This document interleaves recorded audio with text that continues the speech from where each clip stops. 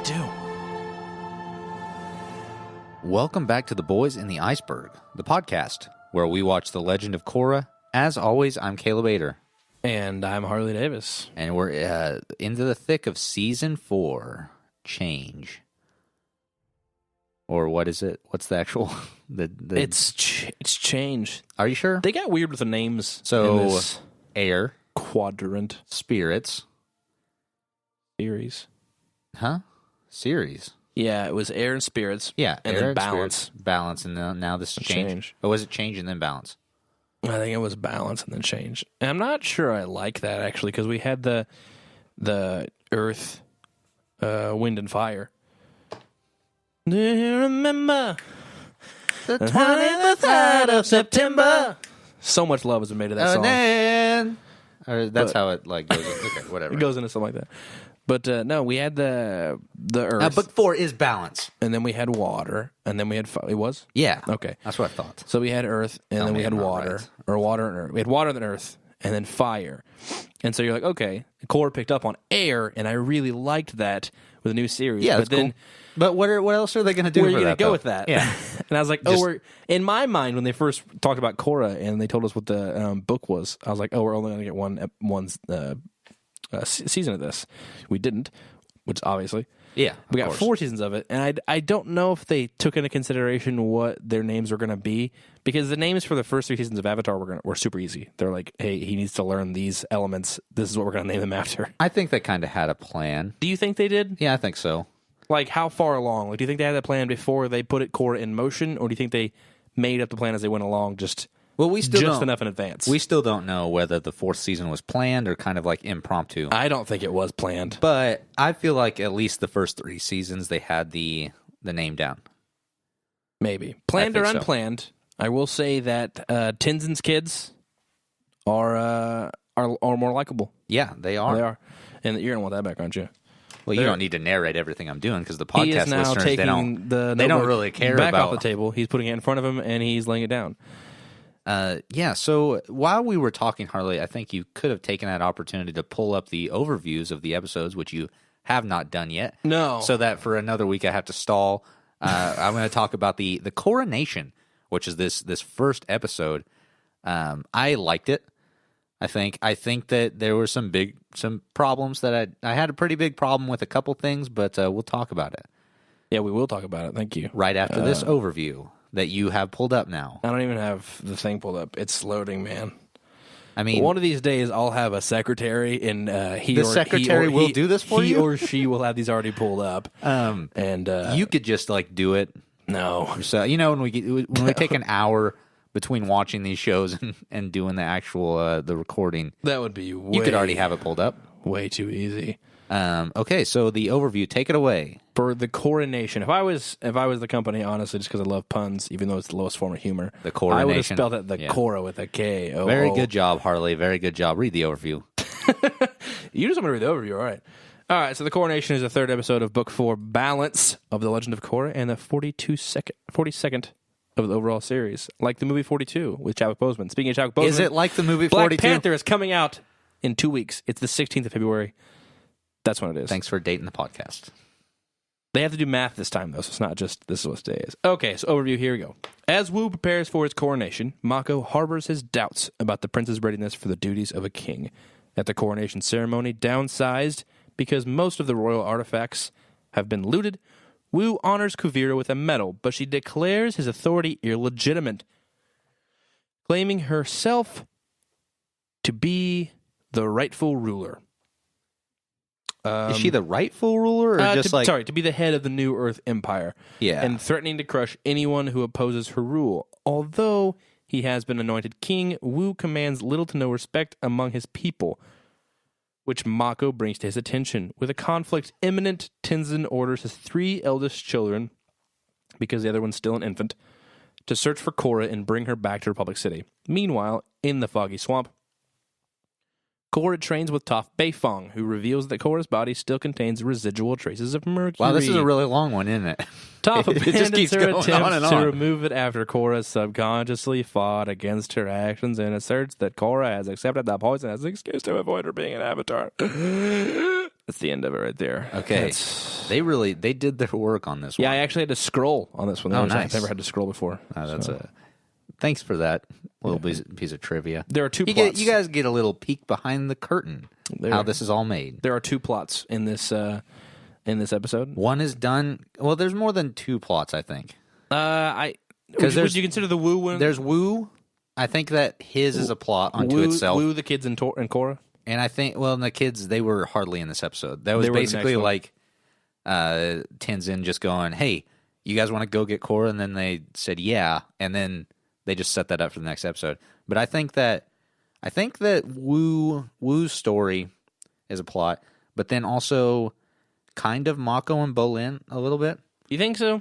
I think so, because there's definitely like a couple scenes where Mako and one scene really, where Mako and Bolin, they kind of are at odds. So I think that kind of brings their plots together, but then Woo is a little separate. I think there's overlapping, because right now I think the plots are the Coronation is the big scene. Yeah. And the plots are Korra in the swamp, and then Woo. And what's happening while we see Woo, I should say Woo and Mako, what happens while we're seeing Woo and Mako is Kuvira's there, and Suyin's there, and Batar Jr., who is now just Batar, and Varric is there, and they're all at this, and Eska and Desna and Bolin, everybody is there. They're all in Republic City for the coronation of the Earth King, which you'd think that they would do that in the Earth Kingdom. Yeah, even right? Even Zuko flew out for the Earth Kingdom. Is Republic City technically Earth Kingdom? Because I think it is in the Earth Kingdom area. I don't know. It's Earth Kingdom adjacent, maybe. I think they discussed it being in the Earth Kingdom, but I think when Aang made Republic City, they wanted to make it separate, but also all-inclusive. Yeah. I understand that. I don't know. Does it have its own nationality, I guess? I don't know. Another thing I have a problem with the coronation not being in the Earth Kingdom, if we're going to assume, and I always do, that we're going by Princess Bride 2 rules, then the coronation has to happen in the homeland. What did you say to me? Princess Bride 2 rules. Never seen The Princess Bride? But 2. Yeah, the second one. But what now? She gets coronated as a queen. No, wait, not Princess Bride.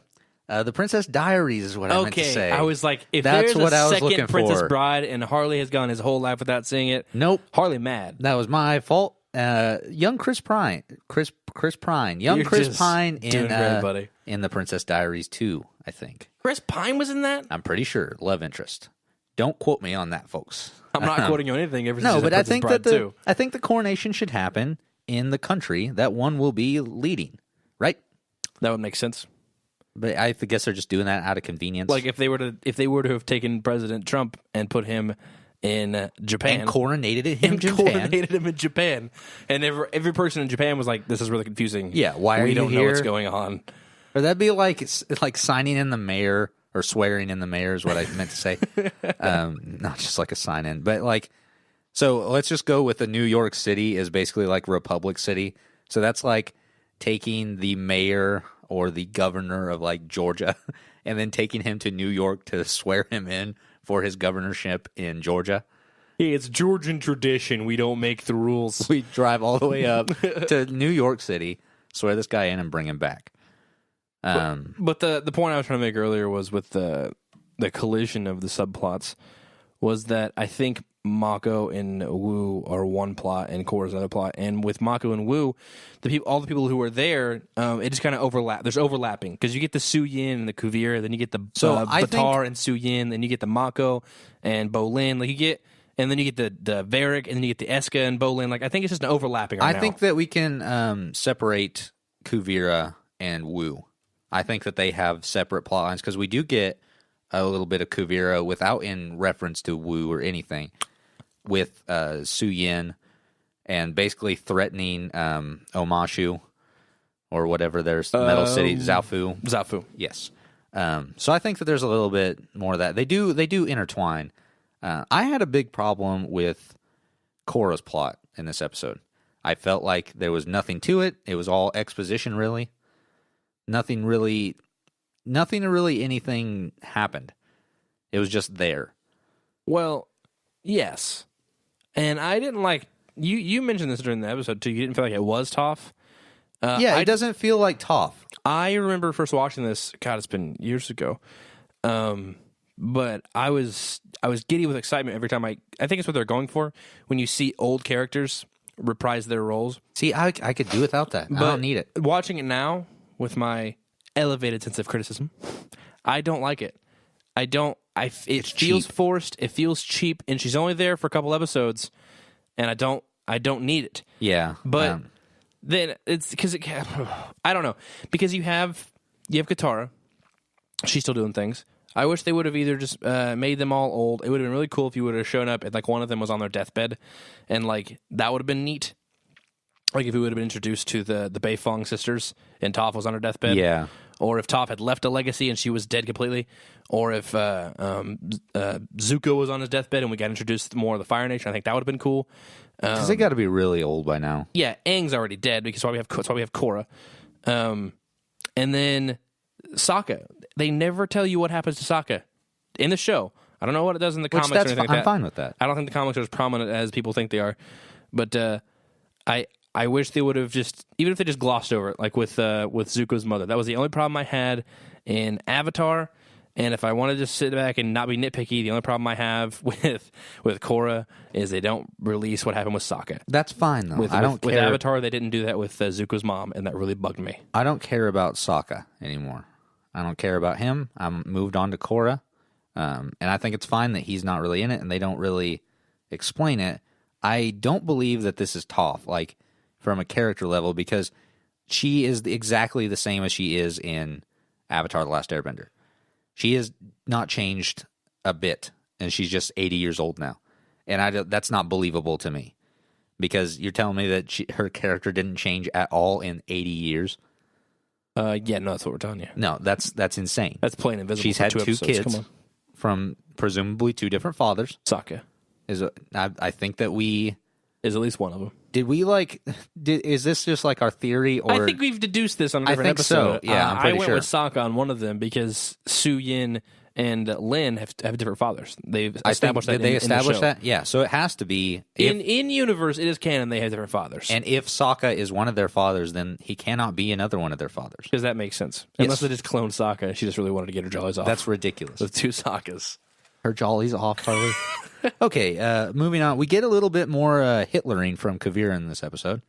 They're laying that on thick. This is a strong parallel. Would you explain to the viewers who Hitler is? Hitler was a leader in the early to mid 20th century. He did some bad things. Like what there? I mean, I feel like our listeners have a grasp on who Hitler is. Well, let's assume they don't. As he's Let's give us a crash course on Hitler. You ever heard of the Holocaust? I have. Brief explanation. That was him. That was him? That was Hitler, he yeah. was directly involved in that. Yes. He spearheaded the whole thing. We don't need to get into that. But they're kind of drawing parallels to Kuvira and Hitler, I feel like. Just by how she's organizing the states, how she's coming to power through force, and she's killing her political enemies. And I think that they're laying that on pretty thick there. Now, this sounds like I'm an idiot. And don't get me wrong, I am. But I didn't do a lot of paying attention in school. So honestly, all jokes aside, Hitler wasn't anything that I paid attention to at all, like the World Wars. That's probably good. And that stuff. Like I didn't get up and make speeches about Hitler or anything. I didn't write papers. I mean, I never did either. But so I don't know. I just know Hitler by name. I just know that he wasn't a good dude. And I know that, I don't know, maybe he killed himself. That was something. I think so. No, actually, they believe now that he is living under the Earth's surface with aliens. Really? Or interdimensional beings, as a point of fact. Now, is that with Elvis or without Elvis? No, Elvis is not dead. He just went home. Okay. That's strange, then. I like it. I dig it. All right. So I never really understood I didn't like history. I didn't like history as a subject, so I didn't know... Like I don't know who Alexander the Great was. I'm an idiot when it comes to history. I don't know what Cleopatra did. I don't know. Hatshepsut. We don't need to talk about those people. we're mainly talking about Legend of Korra. Moving on. I get what you're saying though. I can see the correlation of the Coronation episode with very nice. You're welcome. Very nice with Hitler and Kuvira. I also, in this episode, another thing that rubbed me wrong was Toph. Again, her willingness to just train Korra. They really, I think they really screwed up the whole, if you're going to do Korra and Toph, give it a little more substance. They glossed over everything. They just spent no time on it. Now, I was not really paying attention to the Toph and Korra scene, but I was listening to it. Yeah, surprise, surprise. But I can see that because Korra's kind of a dick. That's fine. She's kind of an aggressor, and so is Toph. And I feel like those two would butt heads a lot. Like, I don't know if that's where you're going with that, but I can see that those two, there'd be a lot of a tense dynamic between those two a lot, and we didn't really get to see that, and it didn't really fade into that at all. Korra is so we were talking last week about her character development. She is a different person now. She's not as confident. I think in this season, she has definitely. character development. So she is a different person now. She's not the same headstrong Korra we've seen in the past, but I just wish that Toph was a little bit more curmudgeonly, because she's living in a swamp alone by herself, but then she's just all willing to help Korra just the first time Korra shows up. You think it was too sudden for her to do that? Yeah, I just feel like it should have taken some more effort on Korra's part to finally get Toph to give in. Even Yoda was a bit more hesitant than that. Yeah, if we're going to talk about Star Wars. I got to get my weekly Star Wars reference in, man. And we talked about Star Wars during the a little bit. So I don't know. I'm gonna spoil the Last Jedi for everyone, and if you haven't seen it, too bad, I guess. Luke is a bit of a curmudgeon, and he doesn't just train Rey really at all when everything's said and done. But he doesn't. Rey has to kind of follow him around and make him break down into training her. And I wish that they would have done that with Toph, because I feel like there was like 5 minutes in this 22-minute long episode devoted to Toph and Korra, and we needed more. You wanted like a episode and a half, maybe? Yeah, basically. That'd have been nice, because I wanted more of that in Star Wars. The same plot sort of bleeds over to the next episode, but they didn't take their time with it at all, and it's just exposition the entire time. I think you could have given Toph more to do. Like you've given Katara plenty to do. Yeah, and her scenes worked. Yeah, and you've given Zuko plenty to do. And even when he fought those Zahir's goons, you've given him plenty to do. Toph doesn't really have anything to do. Like it feels like a huge reveal. Zuko didn't feel like a huge reveal. Katara didn't feel like a huge reveal, but Toph felt like a huge reveal, and then it kind of just goes away. And the next episode, supposedly, or so far, is the last we see of her. Like that's it. Yeah, like and they that's just fine. leave. If you're gonna do that, that's fine. Only have Toph show up for a little bit, but they used her for so much more of the story than how much time she got. That I just feel like that's kind of dumb. It felt rushed. Yeah, and they didn't need Toph in there at all, other than I feel like that's here's Toph. Yeah. Hey, remember this? Which I don't.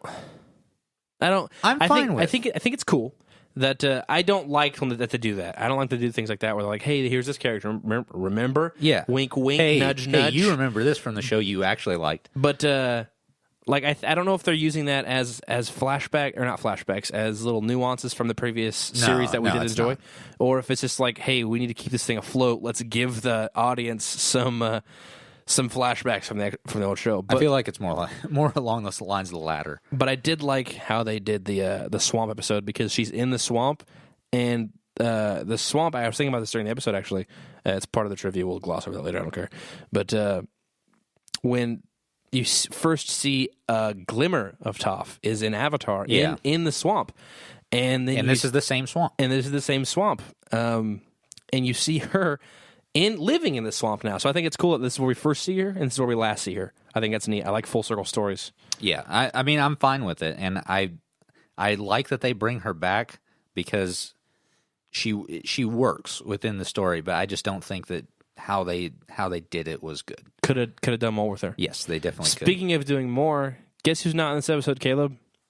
Aang? It's Asami. Oh, yeah, okay. Yeah. I forgot who she was, actually. Yeah, because they don't do anything with her. No. And it was fine. That's awesome. I'm curious to see if she's in any more of this rest of the season. How deep are we into the season so far? How many episodes? This is our fourth episode, or this is the third episode. This is the third episode, so 6. Yeah, so we got some more to go.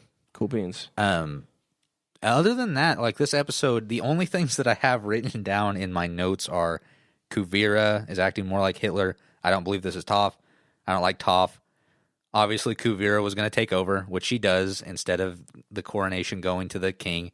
And then I don't like the Toph story. So that's really the only thing that stuck out to me with this episode was whatever Kuvira was doing, and I don't really like Toph. But we do have some more of a Wu, which is, what was his dynasty?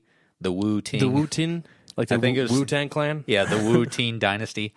And he is the titular coronation. He's going to be coronated to be the new Earth King in Republic City. And he's kind of a child. Oh, he's totally a child. Is it in this? It's in this episode, isn't it? I think so. I think all of his is in this episode. Mako kind of tells him, hey, listen, would you want to be ruled by you? Yeah, because you're kind of a pussy. He's up and he gets coronated, and they put the brooch on him or whatever to signify a crown. And then Kuvira steps up and is like, hey, actually, I'm going to be the leader now, and there's nothing you can do about it.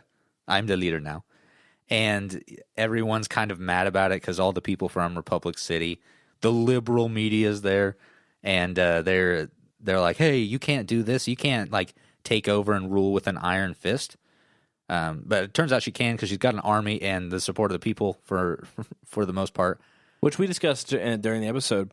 So what we've seen so far of her taking out and uniting, I'm throwing up air quotes here, uniting the Earth Kingdom peacefully. I should have thrown air quotes above peacefully. I think that she's actually, and we talked about this a little bit. You think she's doing it correctly? No, but I didn't. No, don't put words in my mouth like that. I think that she has done some of it in the way it needs to be, where she has gone around and for towns that actually agreed for her protection, she is doing the right thing and saying, hey, you join this new like Earth Kingdom coalition and we'll give you protection in a not illegal way. But then the towns that don't do it, she kills her political enemies and makes bandits rob them. And that's the only way we've seen that happen so far, though. So that's where I'm getting off on saying I think that's what she's actually doing as a majority. I don't agree with that because she's been working on this for 3 years. Okay, that's true. So there's a lot of like different towns, and I think some of the towns actually are like, hey, we can't handle this on our own. We had a pretty good system. We're going to join your like coalition or whatever. So I think that, and I wouldn't say even majority or minority of what she's doing is that, but I think that she has been doing that. And when they won't agree, she forces their hand. She beats them up. Because I think her heart is kind of in the right place. She really wants the Earth Kingdom to be stable again, but her means aren't always the best. She doesn't always follow through in the most moral ways. Yeah, she's a nut, but she's doing the right thing for the greater good. Kind of. I guess. Yeah. It's probably better if you had like a democratically elected official or something other than either a king or a dictator that's just going to take over whenever they want to. But I think that she's definitely the stronger leader, and she definitely knows how to lead better than Wu. I want to see more of her. I do. I really do. I like her character. I do. Because she feels like an up and coming villain, and she's not a villain we're just thrusted upon immediately. I think we're gonna see in the next couple episodes her attack Zhao Fu, because Zhao Fu. They mentioned it, the Metal City, that's the only like bastion that's holding out on the New Earth Republic or New Earth Empire, I think they called it. Something like and that. So she's gonna be taking on all the metal benders at Zhao Fu, which I am curious to see what happens there, because she lived peacefully there for years. And now that Bolin agreed to stay on after she like took over, I wonder what's going to happen with Opal, since that's her mother who runs the city. This is Bolin going to sound dumb. I wish if they were going to do the because I want more tension between Bolin and Opal. Yeah. I think it would have been really cool if they would have, instead of doing like 3 years later, they would have done numerous years later, like more than 3. You're thinking a bigger skip? Like a bigger skip? I don't think so. Follow along for a second. Nope. Nope. That's I'm fine. out. But you're like, nope. I'm already click clocked it. out. I'm That's not listening to you done. anymore.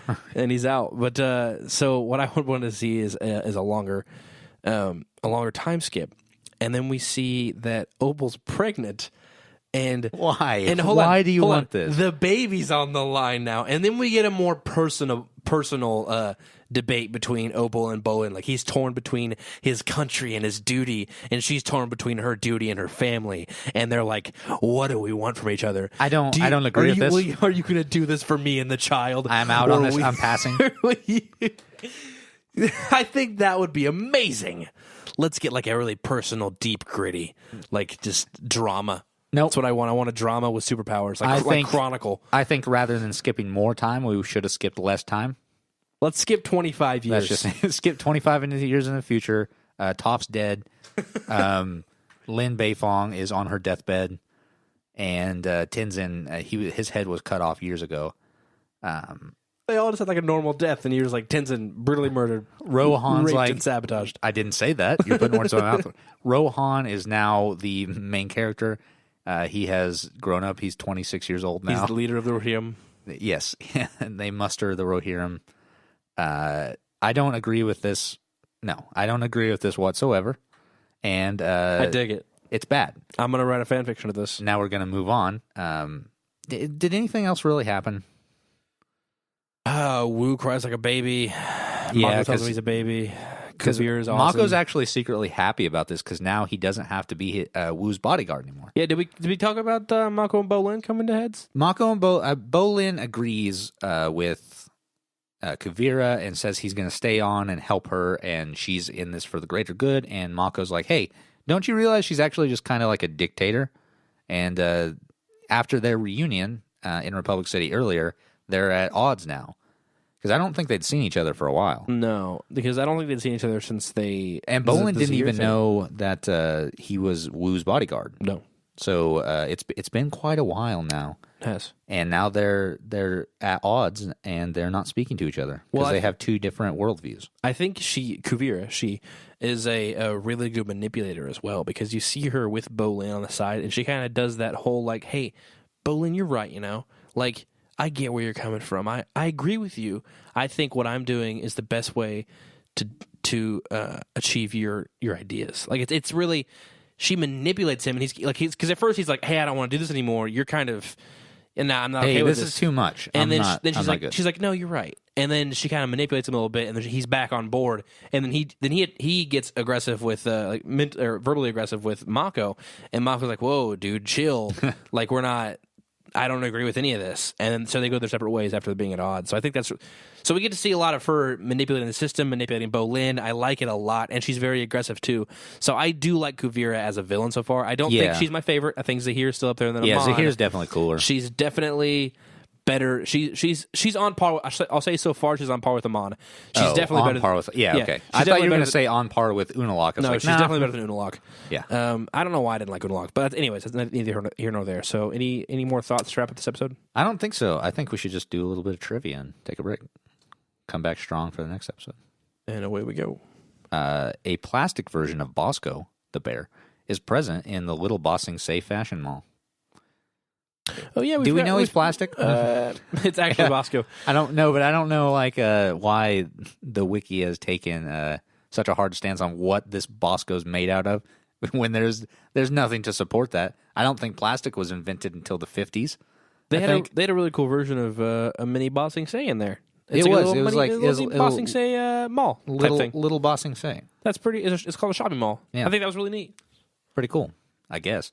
The scene in which an elbow leech clings to Korra recalls a similar scene in The Swamp, where an elbow leech clings to Sokka when Team Avatar crashes into the foggy swamp. Do you think that this episode, or the Korra parts of this episode and the Korra parts of the next episode were supposed to be one episode? And they kind of meshed them up? I don't know. I would like to think they would be. There's parallels to the swamp in both this episode and the next episode, and I feel like I don't know. I don't feel like it flowed well. I think what you said earlier when we were watching the show is what they could have done with the first, like they did with the first two episodes, is separate the two stories and do everybody else in the first episode, and in the second episode do Korra. Like every other episode, go back until That would be pretty cool. Until they come back together. Like, oh man, I wanted to make a Lost reference there. Yeah, but it's kind of hard to. It is. I had actually an idea. What if there was a television show where each episode had 2 plots that were semi-unrelated, and they focused on these characters for part of it, and then they cut to another set of characters. Then the next episode, they focused on the B plot as the main plot, and then they cut to another set of characters as like the C plot. And they kept doing that, so each of the like the section of characters get 2 episodes. Kind of kind of like when they introduced the tail section on Lost. That's what I was kind of going. Kind of. See, they gave him like 2 or 3 episodes, I'm not, and then they introduced then they brought him back together. This is going to be hard to explain to the podcast listeners without visual aid, but say you have an A cast and a B cast. These characters are A. I'm tracking. And then the next one are B. So then that first episode, you cut A, B, A, B, A, B. The next episode, you have B and C. You go B, C, B, C, B, C. The episode after that, you go C, D, C, D, and it keeps like rotating off. So every set of characters gets 2 episods that are we cut hitting with the flashbacks. whole alphabet, dog? I mean, you could do it whatever. But Are they ever going to come back together? There's probably like six different character like sections that all resolve at the very end. And we got to see these semi-related kind of as sections of each of their stories that all comes together at the very end of the season and sort of like wraps it up. So even though we were seeing like different things happening with each one thing, they all had a bigger part to play in the cohesive unit. I'm digging what you're saying. Yeah, I think it'd be pretty cool. Yeah, Probably not good podcasting material, but no. I think what I'm I think thanks. That makes me feel real good. I think what I'm following along with is for the core episode is definitely the Lost thing, like they did when they introduced the tail section characters with Michelle Rodriguez. Is it like that and though? Echo, because we got like a whole story. We did, and a whole episode. I would of like just to that. see that. I would like to see where we get like a whole section of Milo and Ikki and Janora, just those 3. We basically did in this next episode. We did a little bit though. Let's not talk about that right just yet. We won't, but I'd like to see like a whole section of those 3 doing things, and then like after 3 or 4 episodes, you cut to Korra, and she's somewhere. Yeah, like she's in the middle of nowhere. Okay, so they've been looking for this entire time. Save that thought. We will take a break, and then we'll come back and talk about that.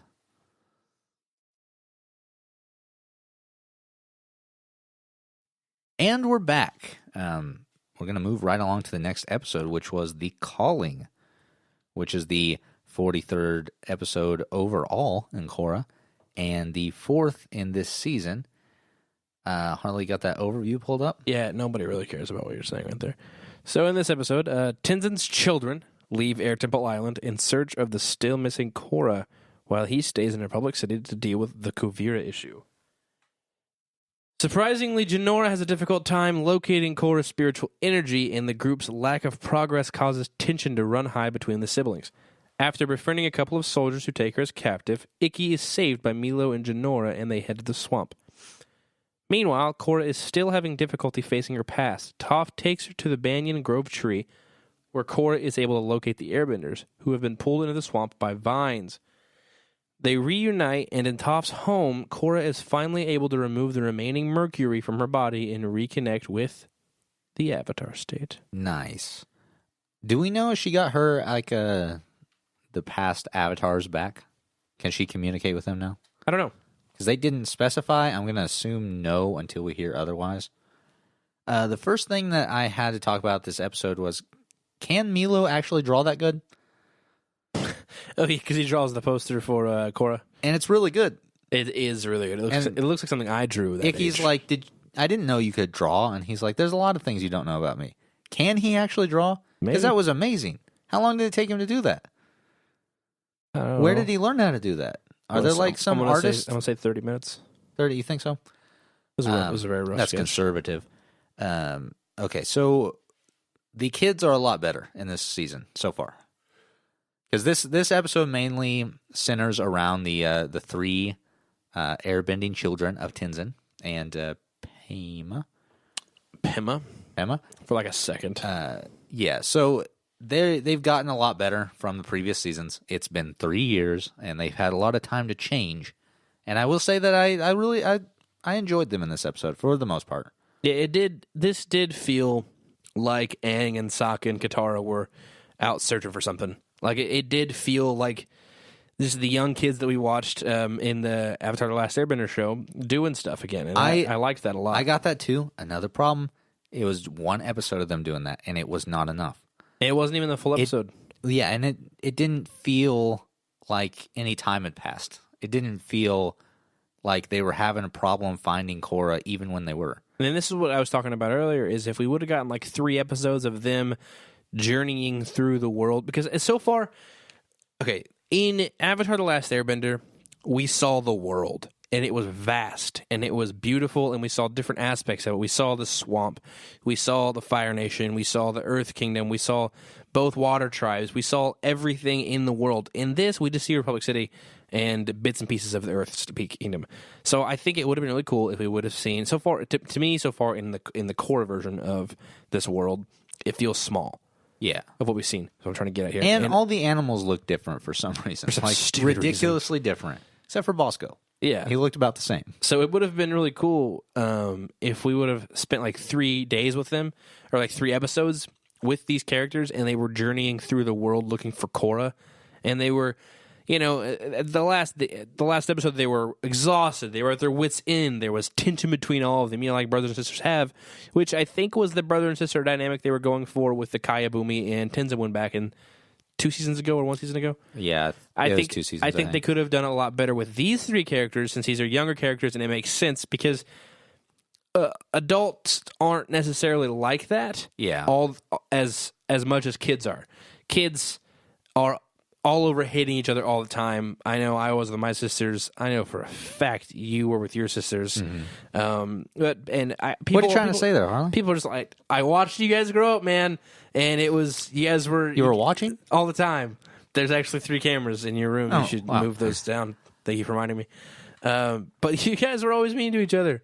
And my sisters were mean to me. I get it. And I got friends whose sisters and brothers were mean to them. But that's just how it was. That's how siblings are for some stupid reason.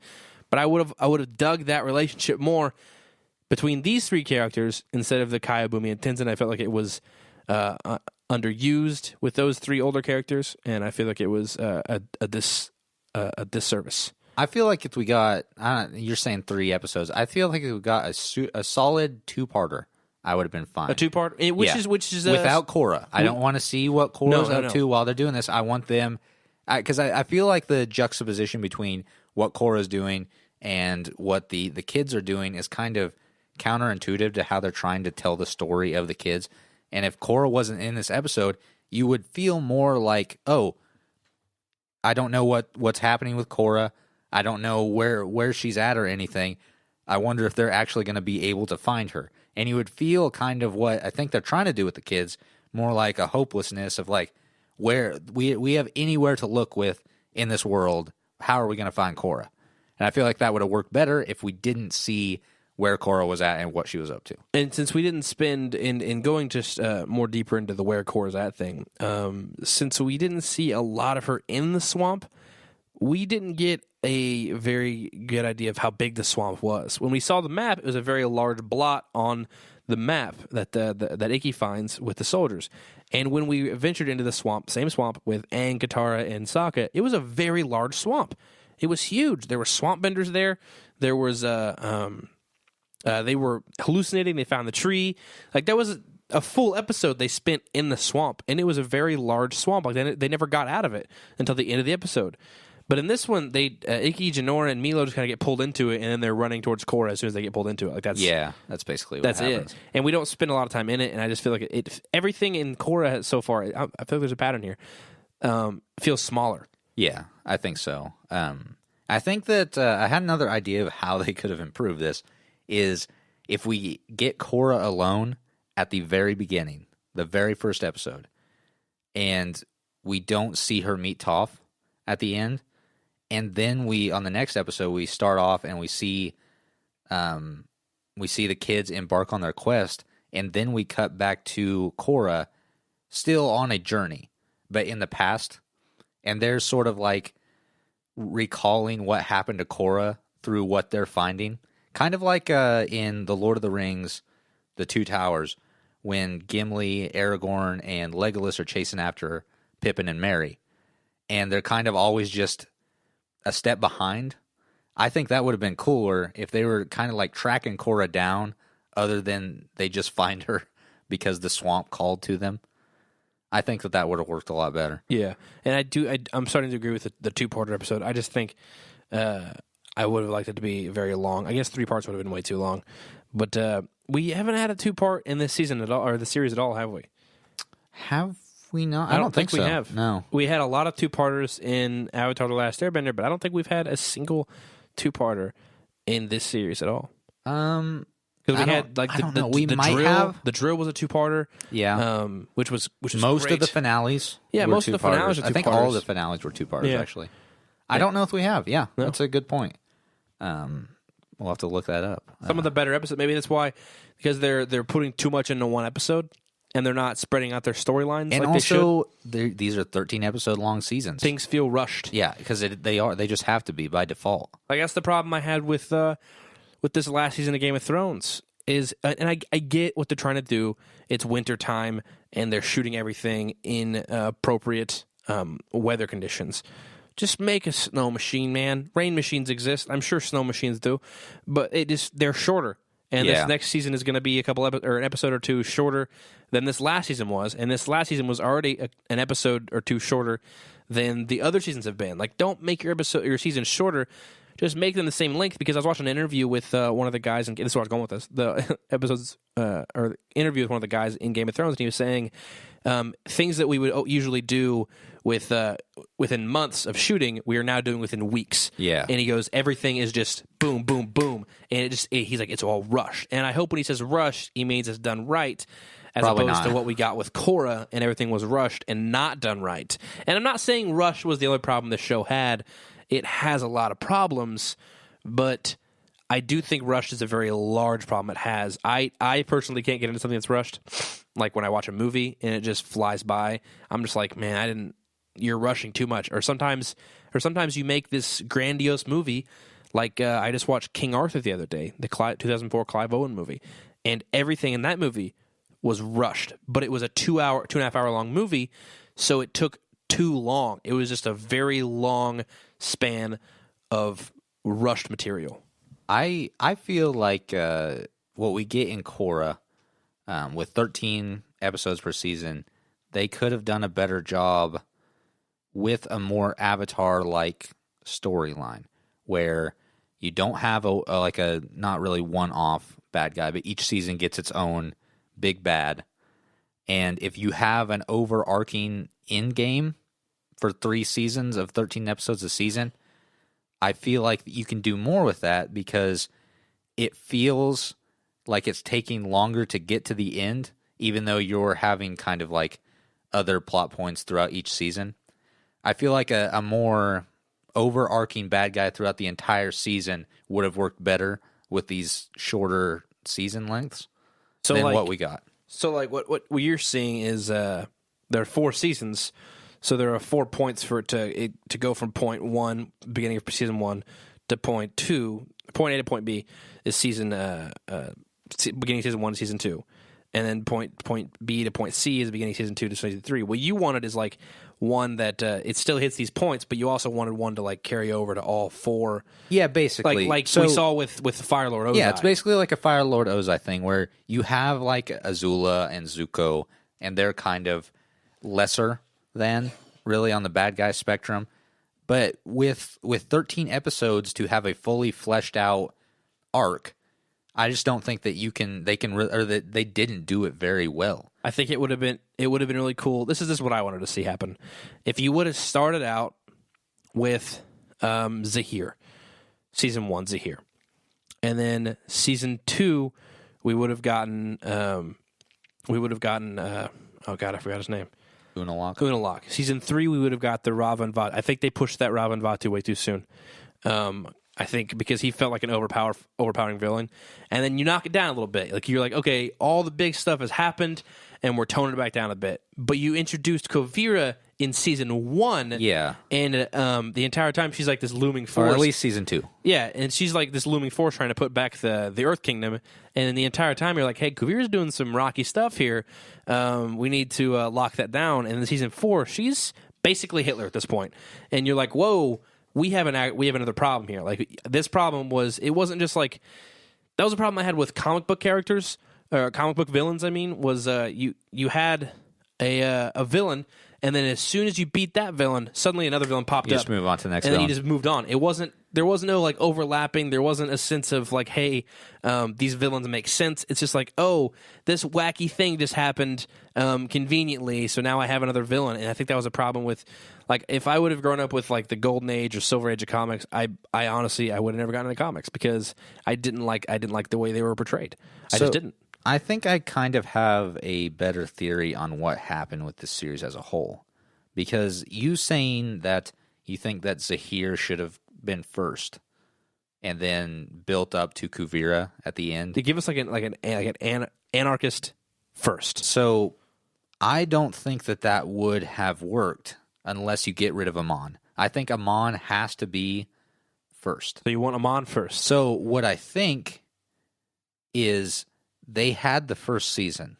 They knew what they wanted to do with the first season. I don't think they had 2, 3, and 4 at all. You don't think so? I think that they knew what the arc would be for the first season, or maybe they had it planned out over more than one season. They had to condense it and that's why you get the one-off bad guys for each season. I think because Amon was a very solid villain, and they really had him built up in a very good way within those 13 episodes of the first season. I enjoyed the first season. Yeah. So I think that's what they had. They had the one season, and then after that, they're like, oh, let's come out with... We got to keep pumping this stuff out. We got Unalaq now, who's basically just the Amon's brother in the first one, Varlock or whatever his name is. I have no idea. It's been so long. But like, yeah, okay, so I can agree with that. Take back what I said about Zahir. I think if you would have been given some type of villainous order in the first one with Amon, so you're talking like a woman villain, which is what we would have. Thank you. Which is what we would have gotten. Is what we actually got in the show was Amon trying to create this weird order of bendingless peacefulness. Hey, okay, so sorry to cut you off here. I think that would be cool if Amon was part of the Red Lotus, and the Red Lotus had shifted, and it was more focused on giving power back to non-benders. And then, so Zahir and Amon were both part of this order, right? Well, Amon kind of goes rogue and takes it a little bit too far, and then Zahir, like, they're still kind of like together, but then Zahir gets bending. And so he kind of like throws aside all of his like anti-bender sort of proclivities, and then is kind of an advocate for bending, but like anarchy through his bending. But what if, let's say Zahir had bending all along, and Amon was part of the Red Lotus, and Amon took Zahir's bending away. And then he got airbending? And then he got airbending That's back. pretty cool. Like, I think that'd be cool. Yeah, that's cool. cool. A cool tie into the villains, too. I feel like this podcast is mostly us just being, hey, what if this happens to that? Because we haven't even talked about this episode whatsoever. It's fine. But to wrap all this up with what ifs, put Amon, get yourself an organized chaos in the first season with Amon, like we got. The exact first season we got, make it the first season, that's great. Yeah. Second season, we should have gotten Zahir. That's definitely true. Where we see the overlap of the Amon and Zahir storyline, where, Amon was part of the Red Lotus, and Zahir was also a part of the Red Lotus, obviously, and they break apart. And then because he was so exact opposite of what Amon was, he wants to break down the order. So he tries to destroy the order that Amon tried to create by destroying everything, by just releasing anarchy upon the world, which was the death of the Earth Queen and whatnot. Yeah. And then the third one, we get the cool backstory with the first. I feel like the first. No, hold on. Go ahead. Okay, so what if to your what if, trying to wrap up all these what ifs. I think that, so yeah, Amon first season, basically exactly how it was. Zahir second season, it can be very close to how it actually was. Third season, we get Kuvira in the wake of the power vacuum. Fourth season, because I think we should just stick with what we have right now, 4 seasons. Fourth season, it was actually Vatu in Kuvira's body the entire time, but now Vatu takes over, and then we get like our Avatar Juan. See, and that's stuff where like that. That's where I'm at on. That's where I'm conflicted on my in my fantasy realm where I can change these around. That's where I'm conflicted because I think Vatu was too strong of a villain For the second season. And just to be thrown away like that. And I think the interminglings of the Avatar Juan and the delving into that backstory was way too quick. Like, we just dove into it and then we're out. I kind of feel wait like until season 4, and I think you'd have better payoff. I kind of feel like what we're getting with Korra right now, she's having trouble reconciling what's happened in her past. She's having problems with the foe she's faced, and she's kind of doubting herself. That, I think, would have worked better if it were Vatu in the 4th season, kind of casting these doubts to her. Like, look at all the problems you had with Zahir. Now you're going to face me? What do you think? I'm the embodiment of evil. And it would have worked out too with Kuvira in the 3rd season. If so, I still think you should introduce Kuvira in the first season. She should be introduced very on. I think you should have introduced her very on. We should have gotten like a delegate, like she was a delegate from Zypho or something. So we kind of set up Zypho before we ever see it. I don't like this sudden burst of, hey, here's this. Yeah, there's like, this new thing. So hey, here's Zypho. Hey, here's Kuvira. Hey, here's this stuff. If she was like a representative in Republic City from Zafu, and then that's how they set her up, that would have been cool. And then they could have also set up more things to come down the line. So at the end of season 3, we're still doing Kuvira still has at the end of season 3, Kuvira now has what's her name? Korra on the ropes. You know, she's got her beat down, and then she goes to apply the poison to her. It would make much more sense for a metal bender to put metal poison inside of the Avatar.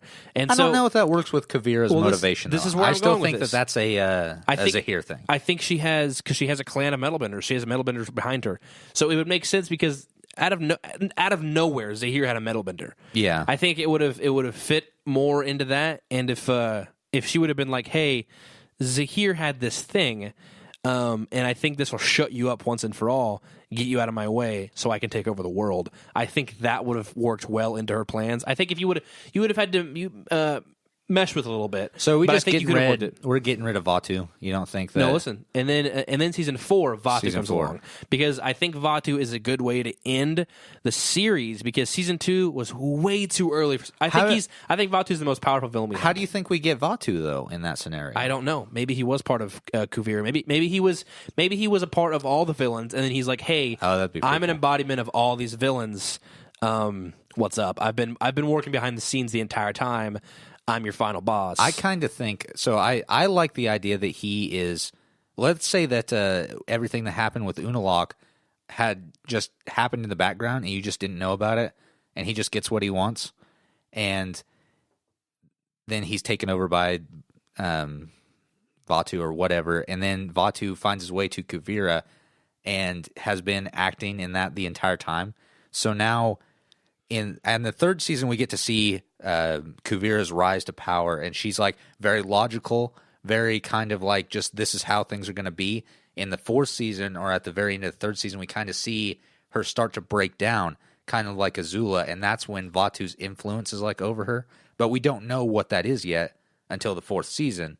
And then we get introduced to Vatu in the 4th season, and then like, you introduce Vatu, and Korra's like, "Hey, man, what is Vatu?" And then this is where we dive into Avatar Juan, and then she discovers who Rava is, and now she knows how to fight Vatu. Yeah, and I think that would have been the perfect place for the Avatar Juan stuff, the Vatu stuff, because Vatu was he was the embodiment of evil. Yeah, that's a big problem. That's as high as you can go. And that also would have been a very good way to wrap up the series if they wanted to. Yeah. If they wanted to wrap up the world of Avatar. I do agree with what you said. I think they didn't have all their ducks in a row. I think they had the first season, and that's it. Let's talk just a little bit more about the actual episode. Yeah, let's dive into this. We do need to just for plot's sake, the kids end up going to the swamp, and it's basically like what happens in the episode The Swamp, where they get called down, and then they don't know exactly what's going on, but they sort of feel like this presence kind of guiding them.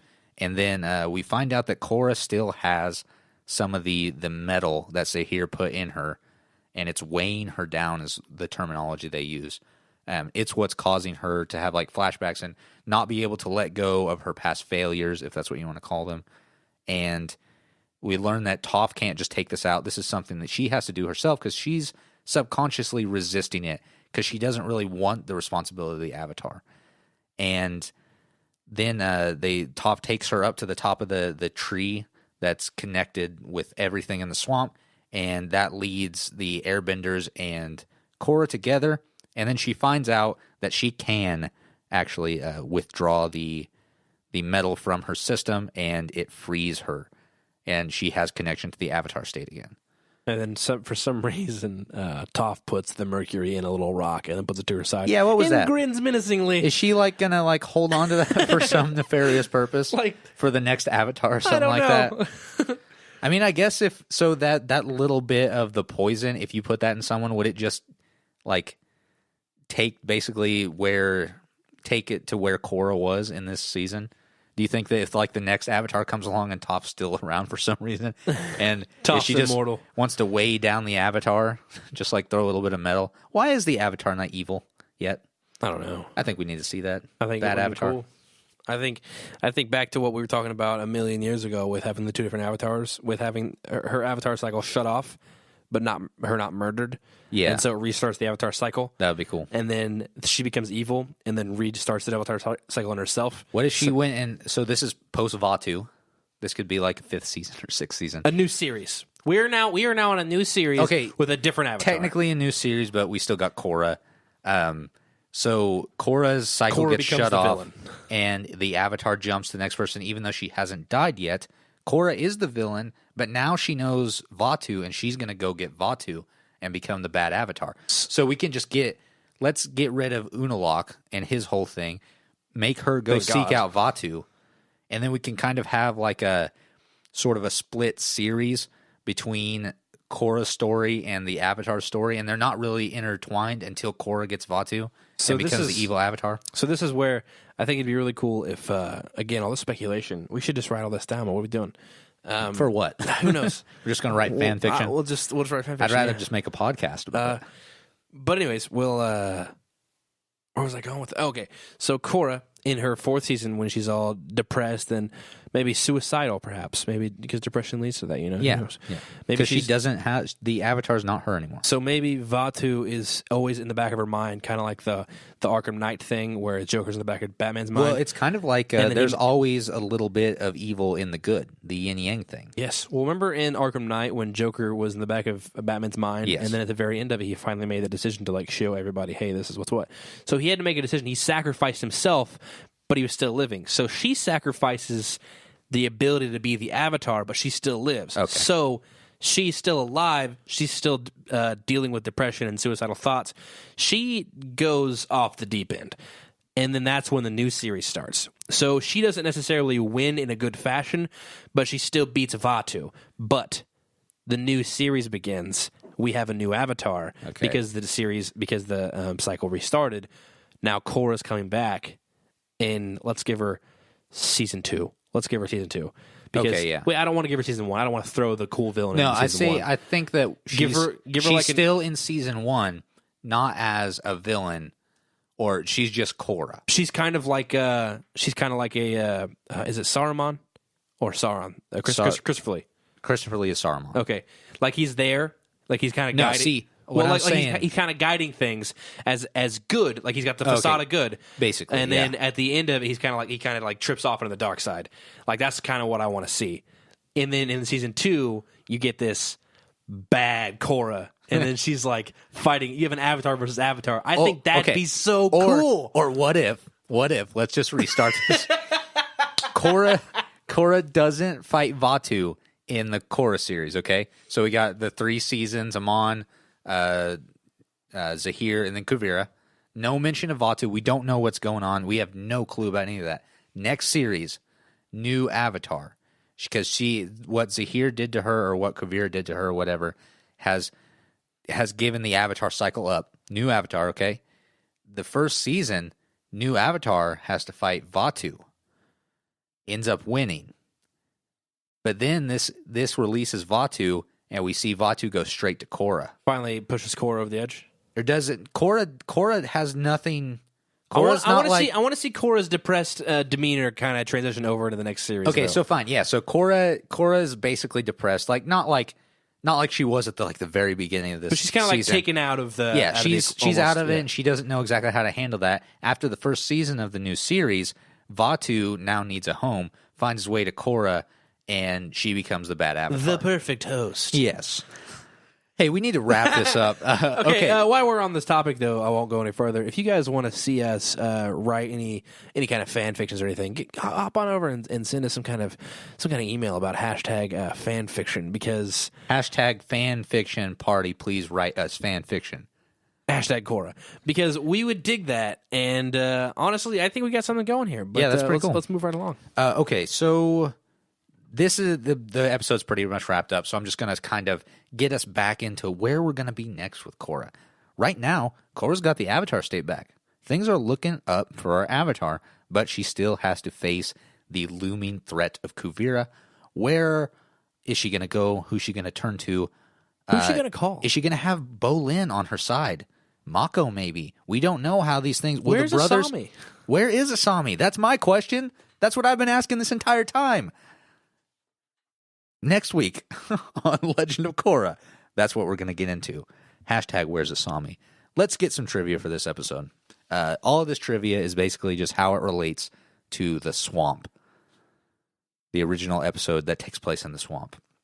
Thank you for clarification. Yes, thank you. So Aang saw Toph for the first time in form of a vision in the swamp, which is the place where Toph ends up living, which we talked about earlier. There are several similarities between the time Team Avatar flew over the swamp in the swamp and when the Airbending children did so. Such as being sucked down by vines. And now I don't remember the why the vines pull them down. Was it the swamp itself, or was it the swamp benders? It was not the swamp benders. Okay. It was the swamp. Okay. I think they were like the spirit vines that we do see in this episode, Varric. Oh, yeah, Varric's doing weird things. But it's not like explained whatsoever. He just has like these spirit vines, because it ends on the spirit vines, him doing and he's weird like, things. this is going to be the next revolution or whatever. I don't know exactly what he says. I'll do it myself. I said that like a 90s like toy commercial. Witness the next revolution. Batteries not included. Yeah. Okay, so trivia. A member of each team, namely Aang and Ikki, wanted to head down to the swamp with the other two members, Sokka, Katara, and Jinora Milo, respectively, disagreeing. When they trying to resume their journey, both Appa and Pepper, which is apparently this Sky Bison's name. At the beginning of the last episode, Jinora did say "Yip Yip Pepper." That's a dumb name. Get pulled down into the swamp. And then the third similarity is when asked about the swamp, both Aang and Ikki reasoned that the swamp wanted them to land there. Any final thoughts, Harley? I like the subtleties in them. I guess. But I don't need trivia like this. I don't. I wish you'd just give us good trivia, guys. Come on. Yeah. More so like production notes or something like that. Okay, guys, thank you so much for listening. If you want to contact us with email, that's boysintheiceberg@gmail.com. And if you want to check us out on Twitter, that's @boysintheberg. As always, I've been Caleb Bader. And I'm Harley Davis. We are the Boys in the Iceberg, and we'll see you here next week.